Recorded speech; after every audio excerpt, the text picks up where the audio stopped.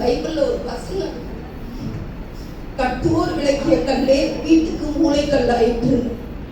எல்லா பாறையும் பார்ப்பாங்க கட்டும்போது, கோணல் மாணலா இருக்கக்கூடிய கல்லு வேணான்னு ஒதுக்குவாங்க. அந்த கல்லுதான் அஸ்திவாரத்துக்கு மூலக்கல்லா போகுமா.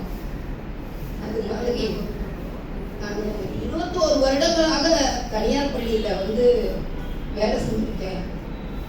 எந்த பள்ளி அரசு பள்ளினாலே கேவலம் கேவலம், ஐயோ அரசு பள்ளியிலயா படிச்சேன்னு சொன்ன காலத்துல, ஆனா அந்த அரசு பள்ளிக்கு வந்ததுக்கு அப்புறம் தான் எந்த கல்லு வேண்டாம் ஒதுக்கப்பட்ட கல்லாக நினைக்கிறாங்களோ, இன்னைக்கு பிரைவேட் ஸ்கூல்ல எத்தனை லட்சம் நாளும் கொண்டு போய் கொடுத்து சேர்க்கிறாங்க. ஆனா இந்த அரசு பள்ளிக்குள்ள வந்த உடனே அந்த குழந்தைகளால் மட்டுமே, நீங்க இத்தனை சொன்னீங்க பார்த்தீங்களா, அத்தனைக்கும் காரணம் அரசு பள்ளி மாணவ மாணவிகள் மட்டுமே. அந்த குழந்தைங்க எனக்கு அங்கீகாரம் கொடுக்காமல் இருந்திருந்தாலோ, எனக்கு ஒத்துழைப்பு கொடுக்காமல் இருந்திருந்தாலோ, அல்லது எனக்கு புரியல அப்படின்ற ஒரு நிலையை என்கிட்ட தெரிவிக்காம இருந்திருந்தாலோ, நான் இன்று உங்களால் பாராட்டப்படக்கூடிய அளவுக்கு வந்திருக்கவே மாட்டேன். இன்னொரு ஒரு சின்ன விஷயம், ரிட்டையர் ஆகிறதுனால நான் சொல்றேன்னு நினைக்க வேணாம். எப்போதுமே நம்ம கையில ஒரு பொருள் இருக்கும்போது அதுக்கு மதிப்பு தெரியாது.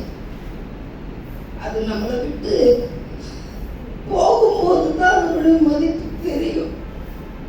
தயவு செய்து இந்த அரசு பணியில கடவுள் நமக்கு கொடுத்திருக்கக்கூடிய மிகப்பெரிய ஆசீர்வாதம், கொஞ்சம் நெஞ்சமெல்லாம் கிடையாது, மிகப்பெரிய ஆசீர்வாதம். அதனால நம்மளால எவ்வளவு முடியுமோ, ஏன்னா எல்லாரும் 24 மணி நேரமும் நம்ம சின்சியரா இருப்போம்னு சொல்லவும் முடியாது. எல்லாருமே தவறக்கூடியவர்கள் தான், எல்லாரும் மனிதர்கள் தான். அம்மா சொன்னாங்க பார்த்தீங்களா, அந்த கம்பேரிசன் இல்லைன்னு உண்மை. நான் யாரை பத்தியும் எதை பத்தியுமே நான் கம்பேர் பண்ணதே இல்லை. ஆனா சஜஷன்ஸ் கேட்டிருக்கேன். அது மாதிரி இனி வரும் காலங்கள் ரொம்ப கடுமையான காலங்கள். மாணவர்களுக்கு மட்டுமல்ல, ஆசிரியர்களுக்கும் மிக நெருக்கடியான கடுமையான சவாலான காலங்கள். அதை நம்ம ஃபேஸ் பண்ணித்தான் ஆகணும். அதனால அதே மாதிரி இந்த கடுமையான நெருக்கடியான சூழ்நிலைகள்ல இந்த அரசு பணியில நீங்க தொடர்ந்து இருக்கிறதும் கடவுள் கொடுத்திருக்கக்கூடிய மிகப்பெரிய கிருபை. அதை நல்ல விதமாக பயன்படுத்தி அந்த மாணவ செல்வங்களுக்கு உங்களால் என்ன முடியுமோ அந்த பணியை செவ்வனே செலுந்து, அரசு பள்ளி நம் பெருமை, என் பள்ளி என் பெருமை என்பதை ஒவ்வொரு ஆசிரியரும் நம்மளால் முடிந்த அளவு முயற்சி செய்து அந்த பள்ளிக்கு பெருமை சேர்க்க தாழ்மையுடன் கேட்டுக்கொள்கிறேன்.